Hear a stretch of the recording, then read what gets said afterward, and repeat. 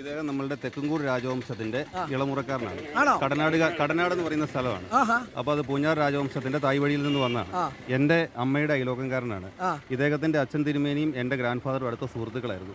പിന്നീട് അവർക്ക് അവരുടെ തായ് വഴിയിൽ ചെറിയ ക്ഷീണമൊക്കെ വന്നിട്ട് അദ്ദേഹം പിന്നെ അവിടെ നിന്ന് ഇവിടെ വന്നു. അദ്ദേഹത്തിന് ഒരു സഹോദരിയുണ്ട്. ഇവർ രണ്ടുപേരും പിന്നെ ഇവിടെ ചെറുതോണിയിൽ വന്നിട്ട് ഇപ്പൊ അദ്ദേഹം ലോട്ടറി കച്ചവടമൊക്കെ നടത്തി ജീവിക്കുക. ആണോ? രാജവംശത്തിന്റെ ഇളമുറക്കാരനാണ്. ഹരിദാസ്.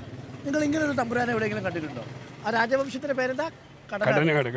കടനാട്. ആണോ? ഈ തമ്പുരാനെ എന്ന് വിളിക്കുന്ന സമയത്ത് ഒരു വിഷമം ഉണ്ടാവും എപ്പോഴും? ഒന്നുമില്ല ഇല്ലേ? ഇപ്പോഴും ആൾക്കാർ തമ്പുരാനെ എന്ന് വിളിക്കുന്നവരുണ്ട്. കേരളത്തിൽ മൊത്തം അറിയപ്പെടുന്ന തമ്പുരാനെ. പേരെങ്ങനെയാ പൂർണ്ണമായിട്ടും?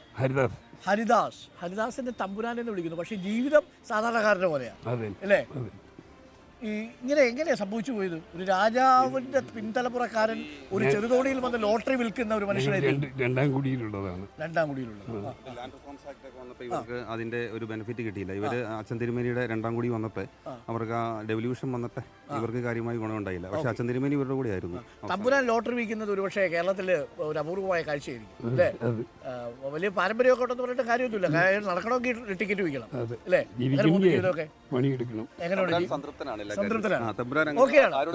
പരാതിയൊന്നുമില്ല. ഒരു പരാതിയില്ല. വീട്ടിലാരൊക്കെ ഉള്ളത്? വീട്ടിൽ ഞാനും ഉണ്ട്, എന്റെ കുടുംബവും ഉണ്ട്, എന്റെ വീട്ടുകാരും ഉണ്ട്. ഓക്കെ. അപ്പോൾ നമ്മള് പഴയ രാജകുടുംബമാണെങ്കിൽ മഹാറാണി എവിടെ ചോദിക്കാമായിരുന്നു. എന്ത് ചെയ്യുന്നു? വൈഫ് എന്ത് ചെയ്യുന്നു? കടയിൽ നിൽക്കുന്നു അല്ലേ? നിങ്ങൾ രണ്ടുപേരും അധ്വാനിച്ച് ജീവിക്കുന്നു.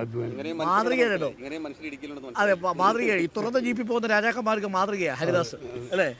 ഞാൻ പറഞ്ഞതേ ഉള്ളൂ, ചിലരെ ഉദ്ദേശിച്ച അങ്ങനെ ഇരുന്നോട്ടെ. അപ്പോൾ താങ്ക് യു, സന്തോഷം കണ്ടത്. ഓക്കെ. അപ്പോൾ ഹരിദാസിനെയാണ് നമ്മൾ കണ്ടത്. പ്രചരണം തുടങ്ങിയെന്ന് തോന്നുന്നു അല്ലേ?